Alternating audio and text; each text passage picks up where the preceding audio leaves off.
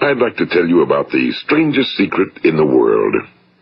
Some years ago, the late Nobel Prize-winning Dr. Albert Schweitzer was being interviewed in London, and a reporter asked him, "Doctor, what's wrong with men today?" And the great doctor was silent a moment, and then he said, "Men simply don't think." It's about this that I want to talk with you. We live today in a golden age. This is an era that man has looked forward to, dreamed of, and worked toward for thousands of years. But since it's here, we pretty well take it for granted. We in America are particularly fortunate to live in the richest land that ever existed on the face of the earth, a land of abundant opportunity for everyone. But do you know what happens?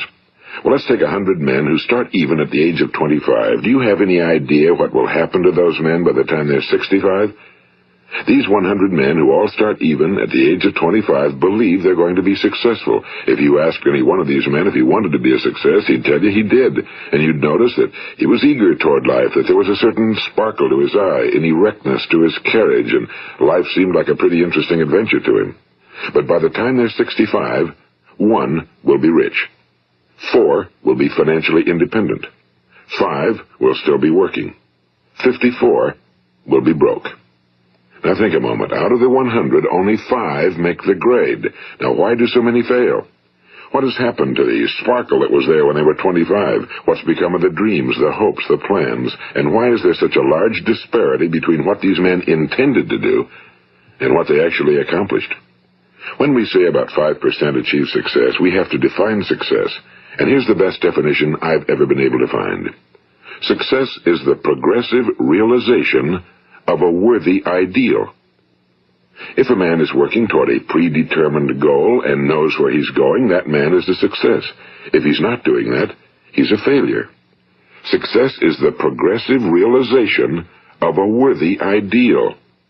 Rollo May, the distinguished psychiatrist, wrote a wonderful book called Man's Search for Himself. And in this book he says, the opposite of courage in our society is not cowardice. It is conformity. And there you have the trouble today. It's conformity, people acting like everyone else without knowing why, without knowing where they're going. Now think of it. In America right now, there are over 18 million people 65 years of age and older. And most of them are broke. They're dependent on someone else for life's necessities. Now, we learn to read by the time we're 7. We learn to make a living by the time we're 25. Usually by that time, we're not only making a living, we're supporting a family. And yet by the time we're 65, we haven't learned how to become financially independent in the richest land that has ever been known. Why? We conform. And the trouble is that we're acting like the wrong percentage group, the 95 who don't succeed. Now, why do these people conform? Well, they really don't know. These people believe that their lives are shaped by circumstances, by things that happen to them, by exterior forces. They're outer-directed people. A survey was made one time that covered a lot of men, working men, and these men were asked, "Why do you work? Why do you get up in the morning?" 19 out of 20 had no idea. If you ask them, they'll say, well, everyone goes to work in the morning, and that's the reason they do it, because everyone else is doing it. Now let's get back to our definition of success. Who succeeds? The only person who succeeds is the person who is progressively realizing a worthy ideal. He's the person who says, I'm going to become this, and then begins to work toward that goal. I'll tell you who the successful people are. A success is the school teacher who's teaching school because that's what he or she wants to do. The success is the woman who's a wife and mother because she wanted to become a wife and mother and is doing a good job of it. The success is the man who runs the corner gas station because that was his dream. That's what he wanted to do. The success is the successful salesman who wants to become a top-notch salesman and grow and build with his organization. A success is anyone who is doing deliberately a predetermined job because that's what he decided to do deliberately. But only 1 out of 20 does that.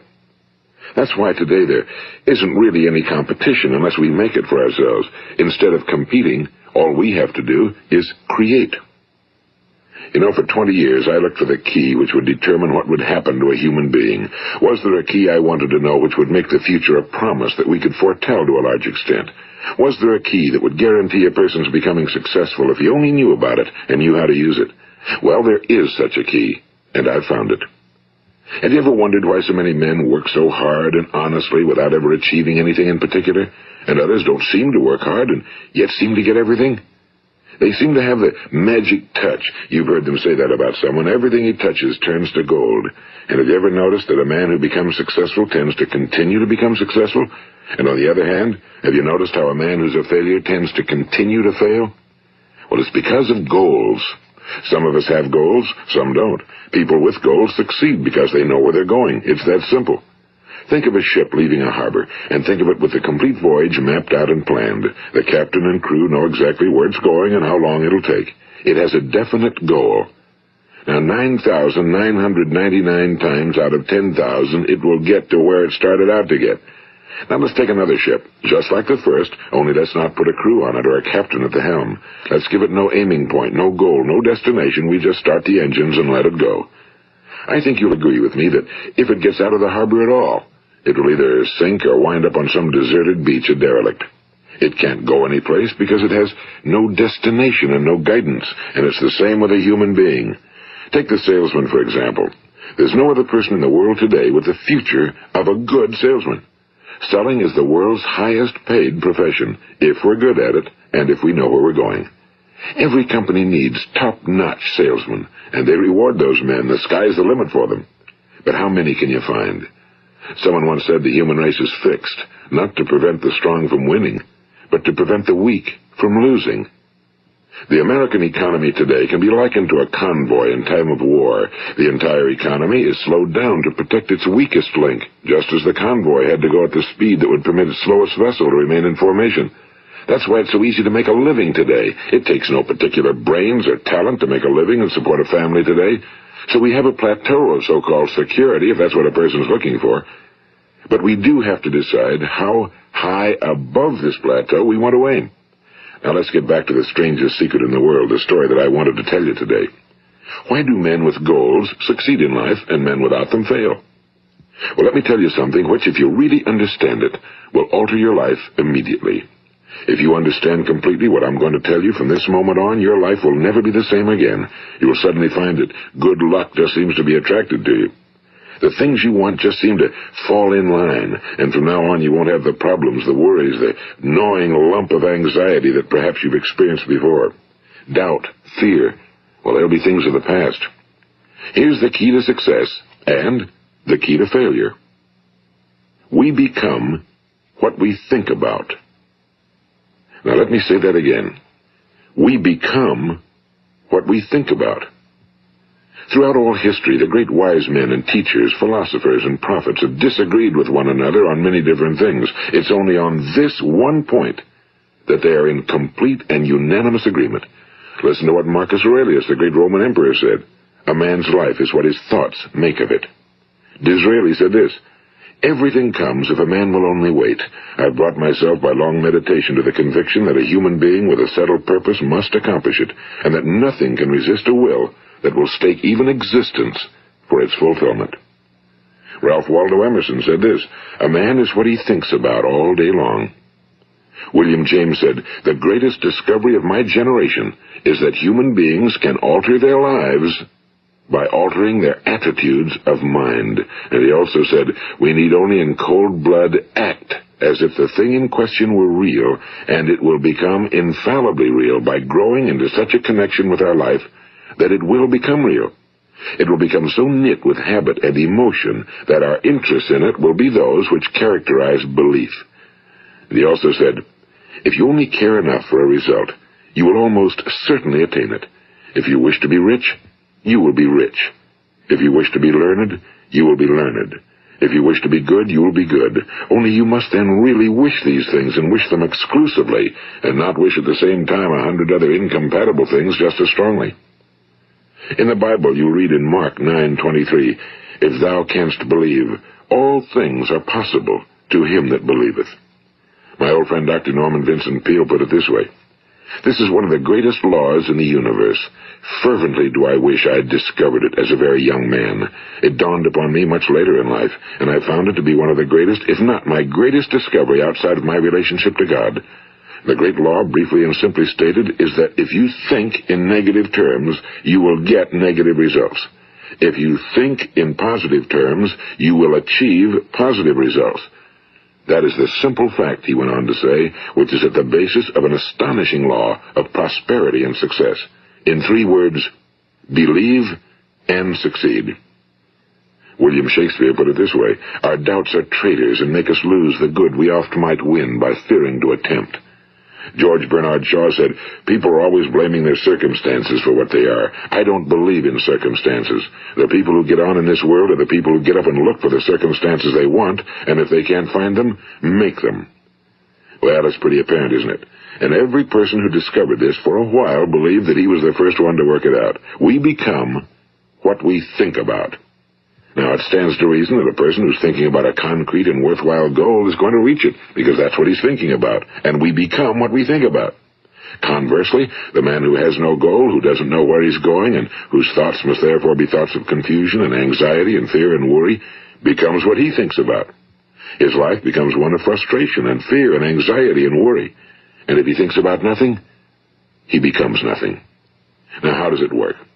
Why do we become what we think about? Well, I'll tell you how it works as far as we know. Now, to do this, I want to tell you about a situation that parallels the human mind. Suppose a farmer has some land, and it's good fertile land. Now, the land gives the farmer a choice. He may plant in that land whatever he chooses. The land doesn't care. It's up to the farmer to make the decision. Now, remember, we're comparing the human mind with the land because the mind, like the land, doesn't care what you plant in it. It will return what you plant, but it doesn't care what you plant. Now let's say that the farmer has 2 seeds in his hand. One is a seed of corn, the other is nightshade, a deadly poison. He digs 2 little holes in the earth and he plants both seeds, one corn, the other nightshade. He covers up the holes, waters, and takes care of the land, and what will happen? Invariably the land will return what's planted. As it's written in the Bible, as ye sow, so shall ye reap. Now remember, the land doesn't care. It'll return poison in just as wonderful abundance as it will corn. So up come the 2 plants, one corn, one poison. Now, the human mind is far more fertile, far more incredible and mysterious than the land, but it works the same way. It doesn't care what we plant. Success, failure. A concrete, worthwhile goal, or confusion. Misunderstanding, fear, anxiety, and so on. But what we plant, it must return to us. You see, the human mind is the last great unexplored continent on Earth. It contains riches beyond our wildest dreams. It will return anything we want to plant.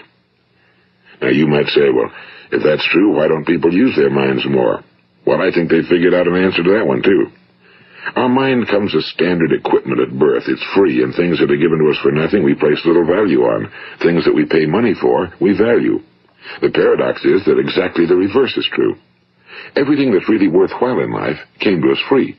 Our minds, our souls, our bodies, our hopes, our dreams, our ambitions, our intelligence, our love of family and children and friends and country, all these priceless possessions are free. But the things that cost us money are actually very cheap and can be replaced at any time. A good man can be completely wiped out and make another fortune. He can do that several times. Even if our home burns down, we can rebuild it. But the things we got for nothing, we can never replace. The human mind isn't used because we take it for granted. Familiarity breeds contempt. It can do any kind of job we assign to it, but generally speaking, we use it for little jobs instead of big, important ones. Universities have proved that most of us are operating on about 10% or less of our abilities. So decide now, what is it you want? Plant your goal in your mind. It's the most important decision you'll ever make in your entire life. What is it you want? Do you want to be an outstanding salesman? A better worker at your particular job? Do you want to go places in your company? In your community? Do you want to get rich? All you've got to do is plant that seed in your mind, care for it, work steadily toward your goal, and it will become a reality. It not only will, there's no way that it cannot. You see, that's a law, like the laws of Sir Isaac Newton, the laws of gravity. If you get on top of a building and jump off, you'll always go down. You'll never go up, and it's the same with all the other laws of nature. They always work. They're inflexible. Think about your goal in a relaxed, positive way. Picture yourself in your mind's eye as having already achieved this goal. See yourself doing the things you will be doing when you've reached your goal.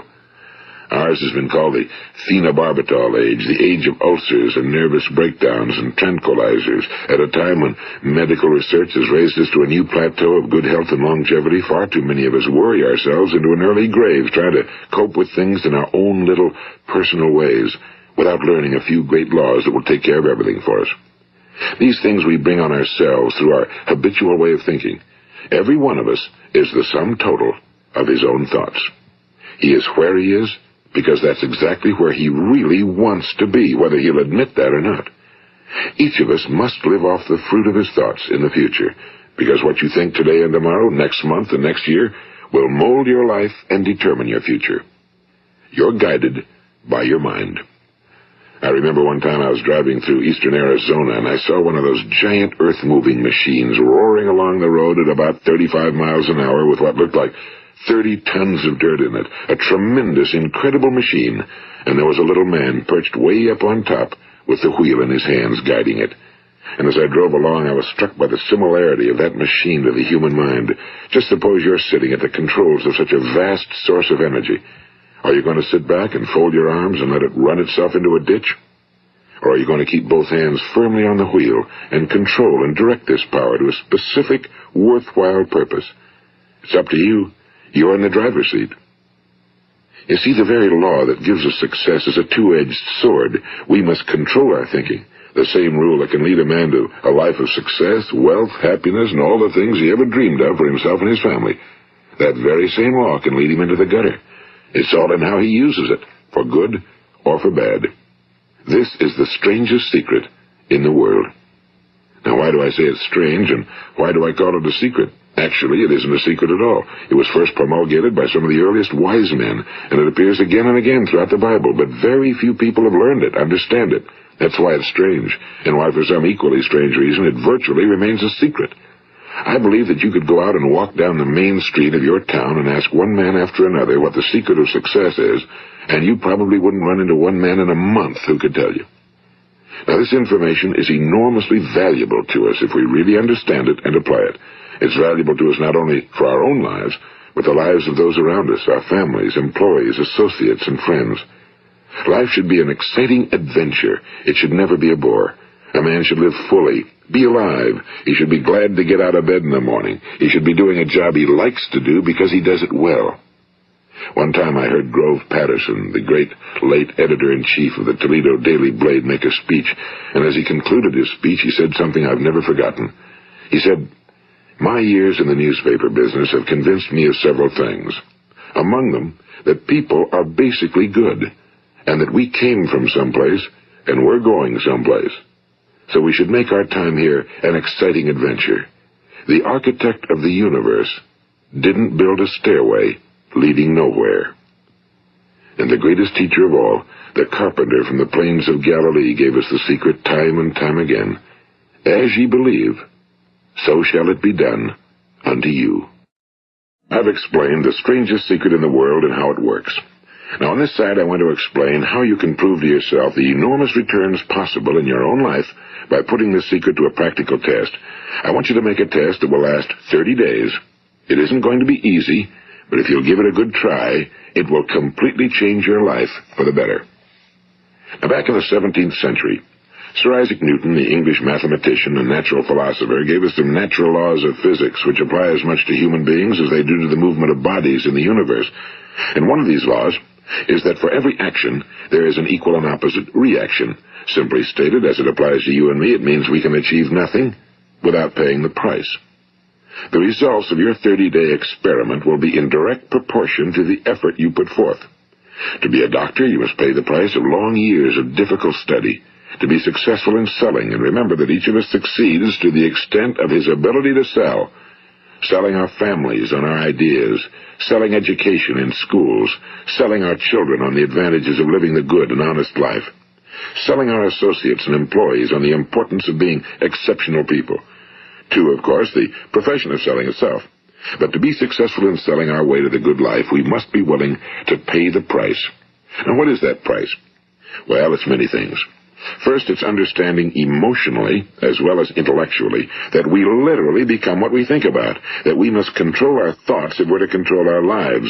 It's understanding fully that as ye sow, so shall ye reap. Second, it's cutting away all fetters from the mind and permitting it to soar as it was divinely designed to do. It's the realization that your limitations are self-imposed and that the opportunities for you today are enormous beyond belief. It's rising above narrow-minded pettiness and prejudice.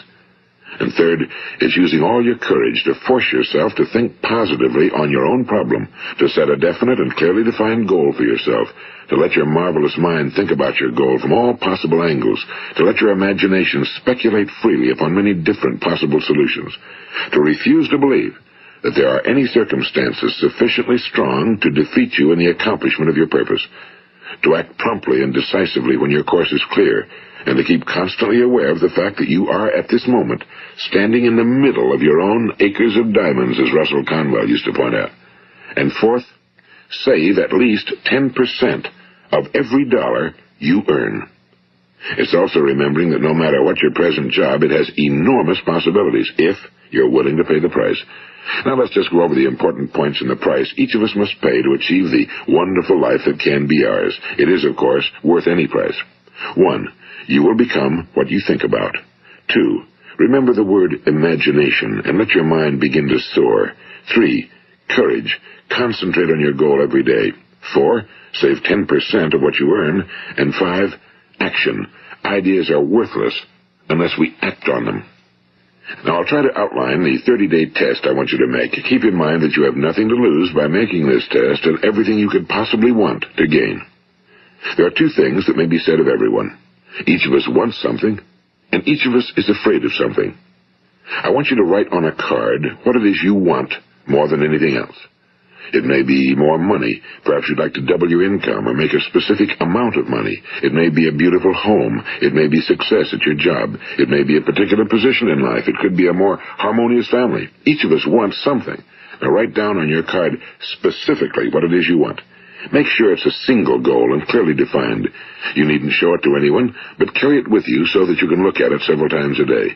Think about it in a cheerful, relaxed, positive way each morning when you get up, and immediately you have something to work for, something to get out of bed for, something to live for. Look at it every chance you get during the day and just before going to bed at night. And as you look at it, remember that you must become what you think about, and since you're thinking about your goal, you realize that soon it will be yours. In fact, it's yours really the moment you write it down and begin to think about it. Look at the abundance all around you as you go about your daily business. You have as much right to this abundance as any other living creature. It's yours for the asking.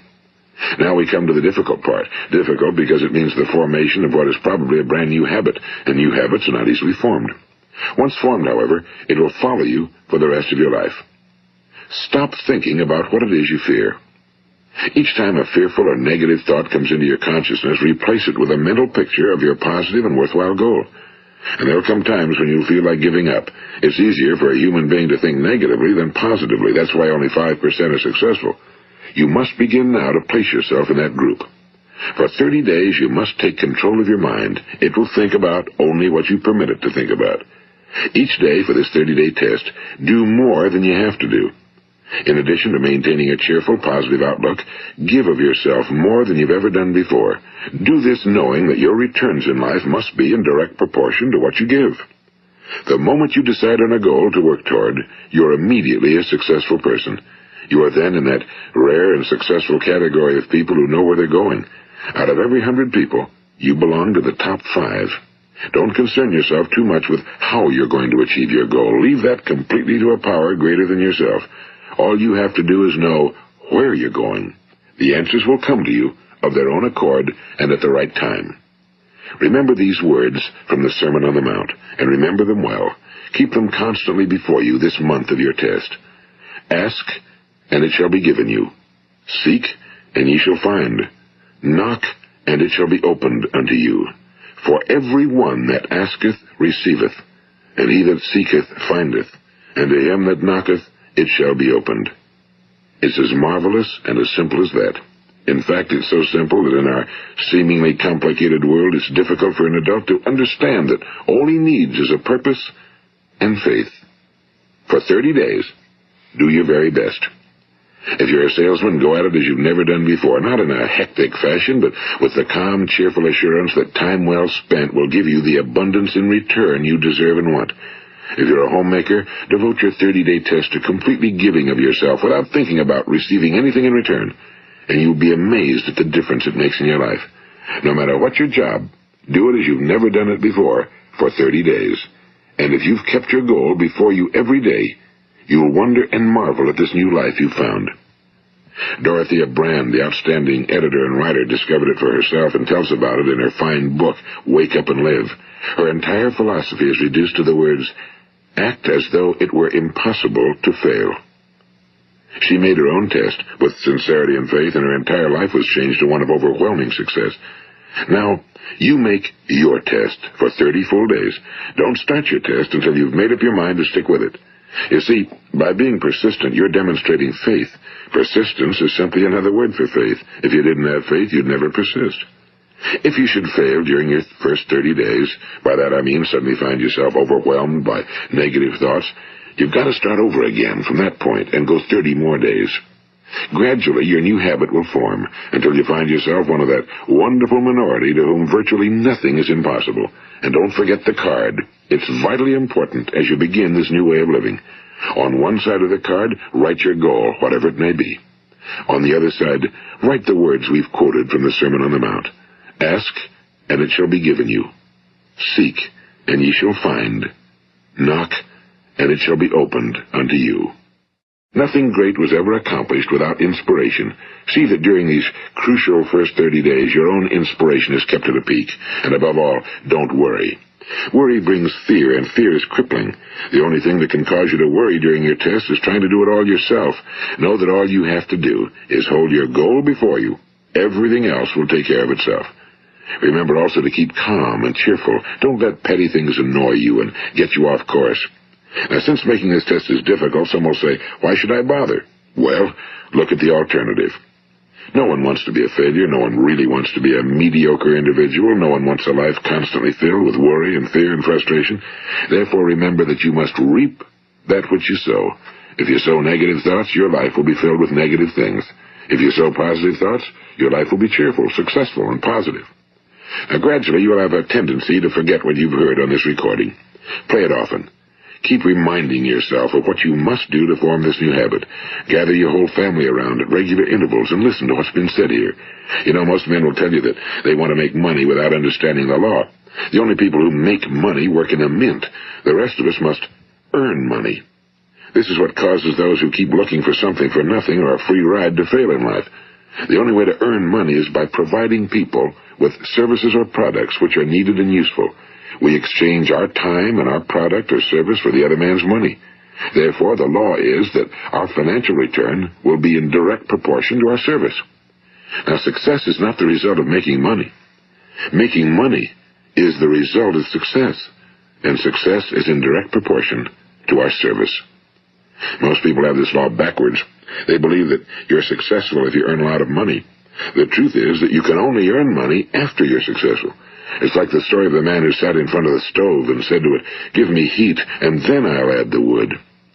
How many men and women do you know, or do you suppose there are today, who take the same attitude toward life? There are millions. We've got to put the fuel in before we can expect heat. Likewise, we've got to be of service first before we can expect money. Don't concern yourself with the money. Be of service. Build, work, dream, create. Do this, and you'll find there's no limit to the prosperity and abundance that will come to you. Prosperity, you know, is founded upon a law of mutual exchange. Any person who contributes to prosperity must prosper in turn himself.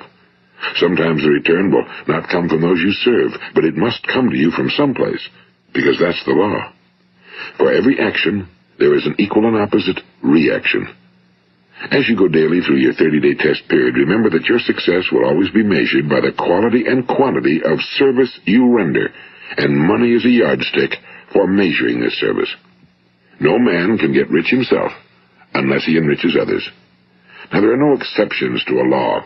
You can drive down any street in America and from your car estimate the service that's being rendered by the people living on that street.